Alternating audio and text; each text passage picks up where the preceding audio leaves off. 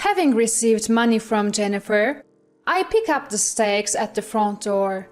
However, there are only 3 wrapped steaks. While wondering why is that, I go to the dining room and say, "Jennifer, it seems like the count is off. There are only 3 wrapped steaks." Jennifer says, "There's no mistake. Did you intend for Nancy to eat even though she's less than a daughter-in-law? She's just standing there wearing an apron and not doing anything. What a presumptuous girl." A small "ew" slips out from me, which gets drowned out by John's voice saying, "Wow, this looks delicious." The story goes back to when we were newlyweds. My husband John and I, Nancy, were living happily and harmoniously every day. There was only one issue. John always wants to go back to his family home in the neighborhood every weekend.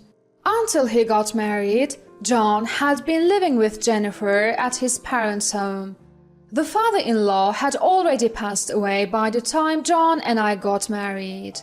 If John had moved out of his parents' house after getting married and Jennifer was living alone, I could understand why he would go check on her every weekend.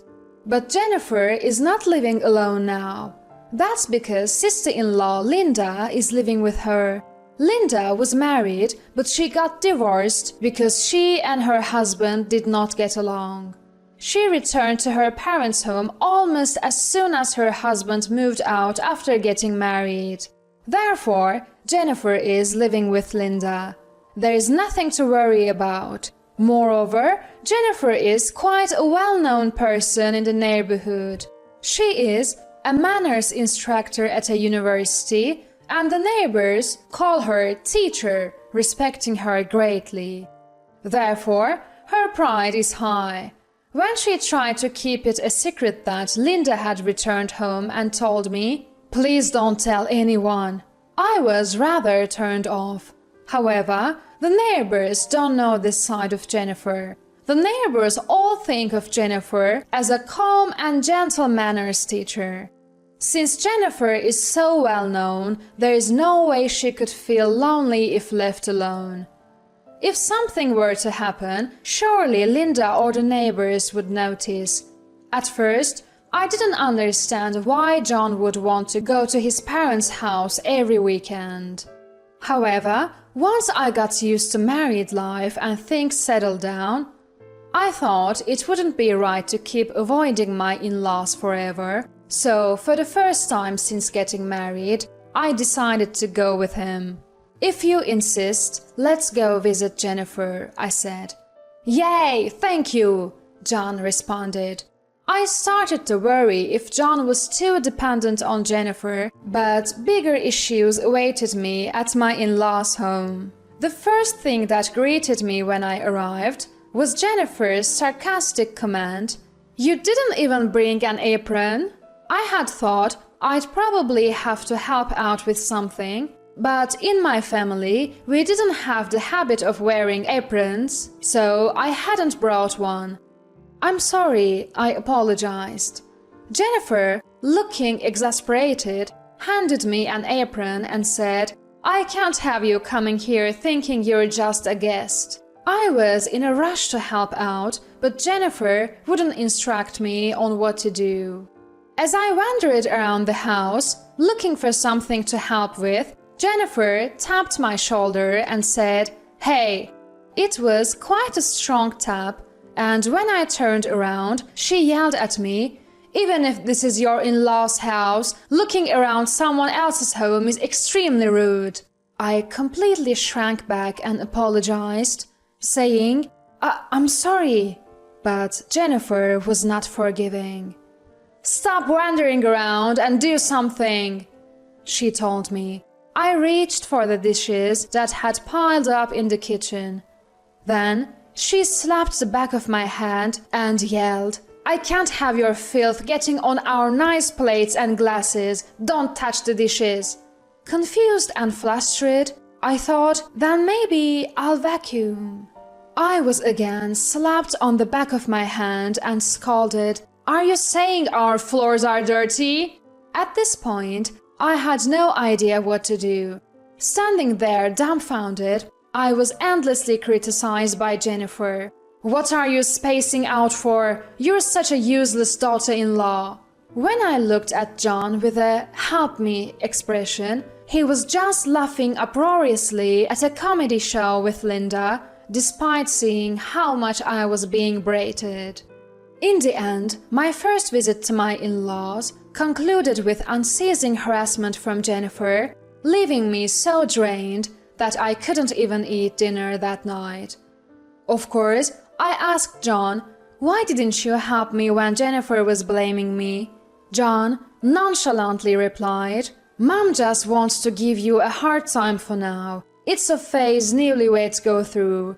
It will pass soon," showing no intention to help. Despite this, John still wanted to visit his parents' home. Since I didn't want to see Jennifer anymore, I said, "Just go by yourself."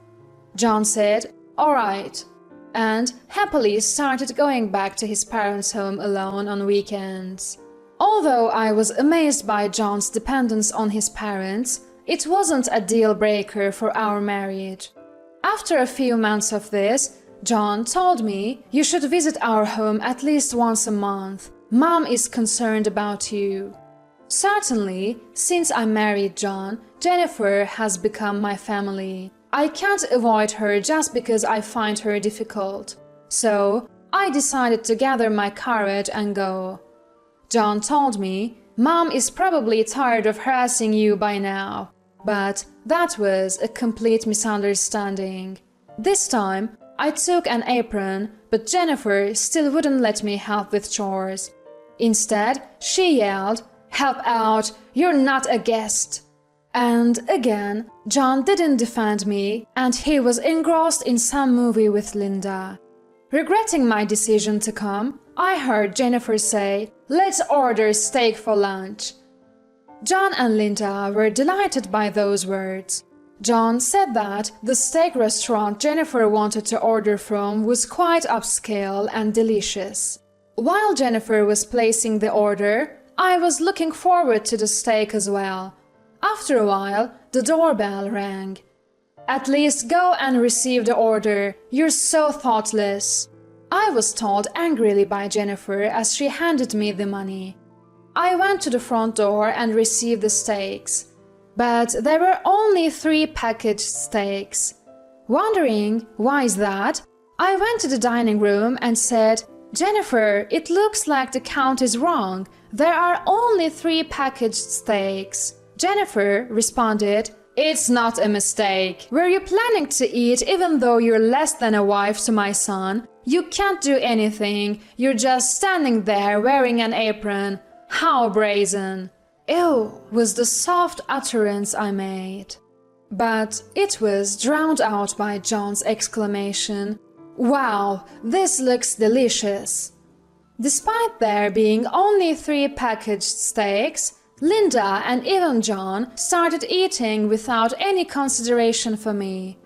As I felt a deep shock, as if being stabbed through the heart, Jennifer was looking at me with a smirking face and said, "Delicious, isn't it?"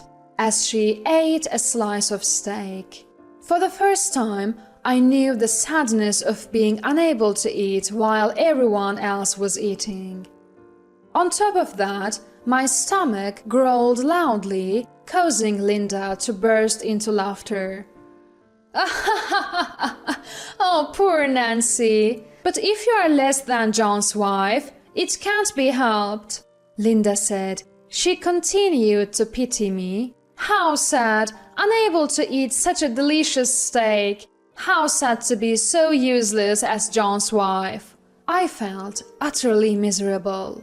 Once the 3 of them had finished their steaks, Jennifer then told me, "Now go deliver the key that the delivery person dropped."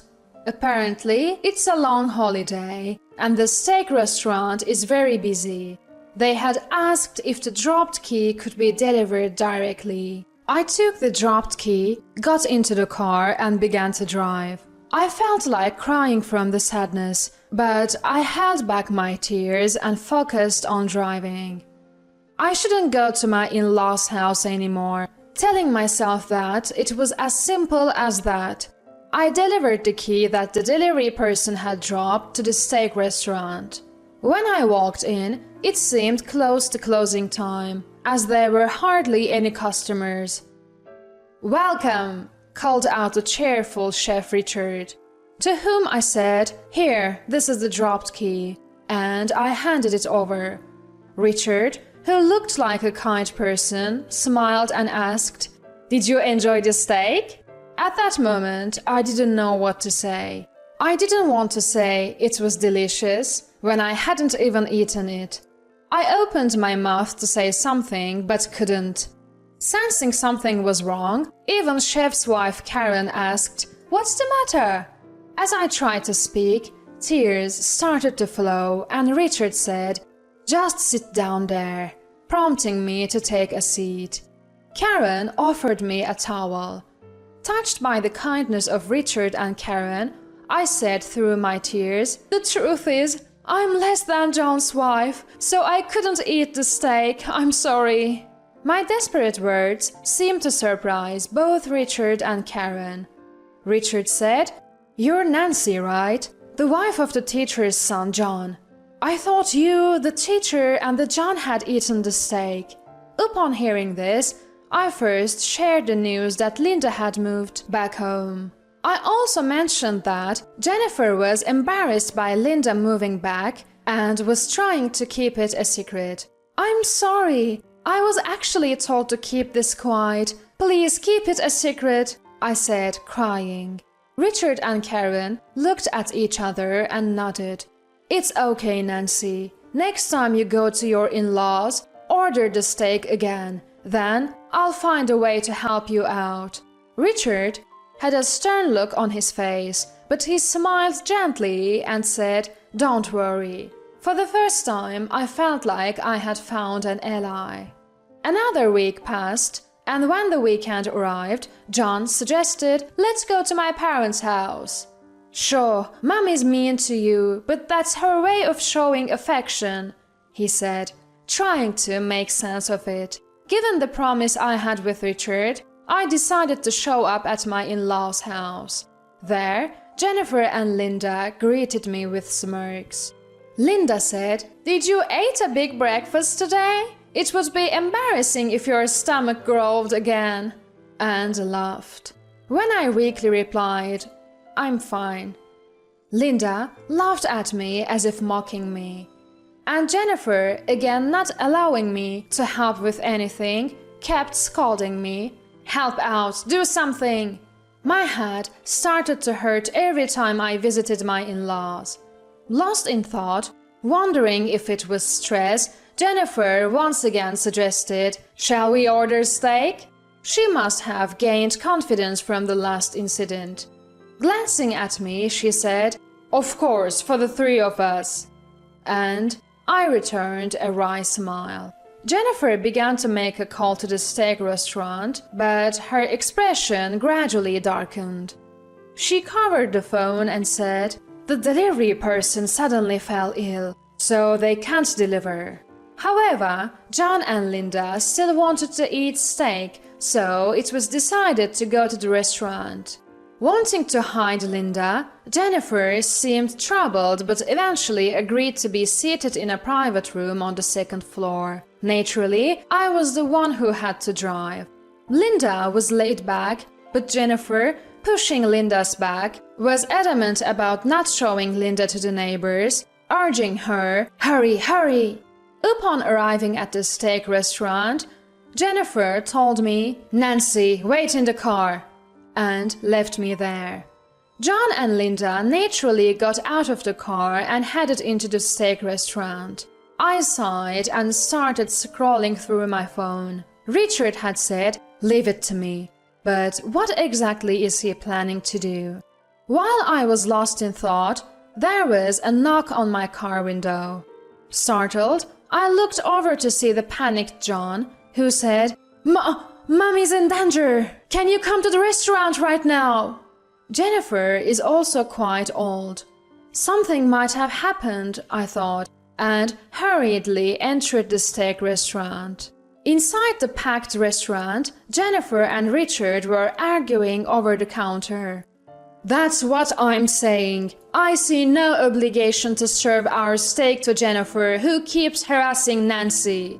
Richard, who was shouting, noticed me standing dumbfounded at the entrance of the restaurant and said, "Ah, Nancy, come on in." As I timidly approached the counter, Karen handed me a plate of steak. "Huh?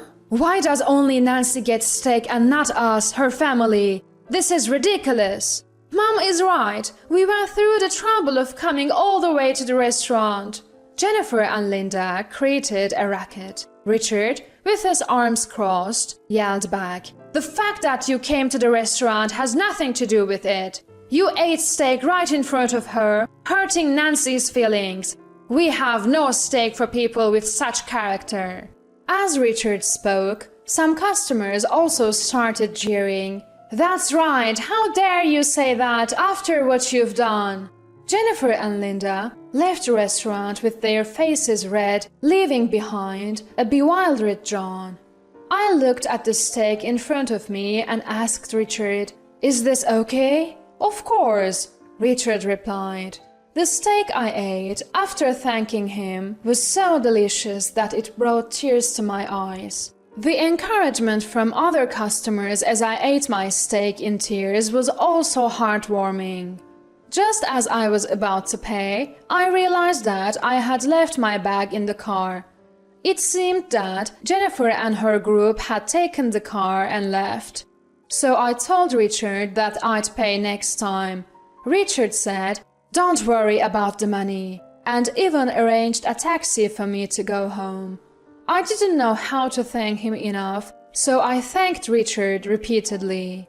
"If you ever need help, come anytime. I'll take care of Jennifer for you." His reassuring smile saved me. After that, I woke up, thanks to Richard's help. I lost all affection for John, who not only failed to help me when I was being harassed, but also left me at the steak restaurant. When I said I want a divorce and presented the divorce papers, John seemed genuinely clueless as to why this was happening. I blamed him for not helping me when Jennifer was harassing me, but John made excuses, saying, "Mom was just lonely because she thought she was losing me." I didn't want to hear such excuses anymore. After a heated argument, we decided to divorce. John moved out and returned to his beloved parents' home. From then on, taking Richard up on his offer of "come whenever you're in trouble," I started working at his steak restaurant. People said, "You're the one who was married to that teacher's son, right?" and told me what had happened to my former in-laws. Apparently, Jennifer had fought with Richard at the steak restaurant, gained a bad reputation, and was now ostracized by her neighbors. Even the existence of the returned John and Linda was exposed, and they seemed to be the talk of the town as, "Maybe something's wrong with that family." For the prideful Jennifer, this must be tough.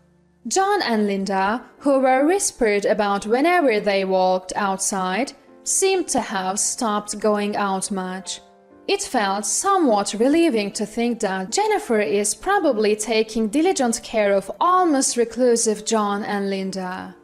I have had enough of marriage. I'm working here to repay Richard's kindness, but eventually I plan to become a full-time employee somewhere and enjoy life on my own.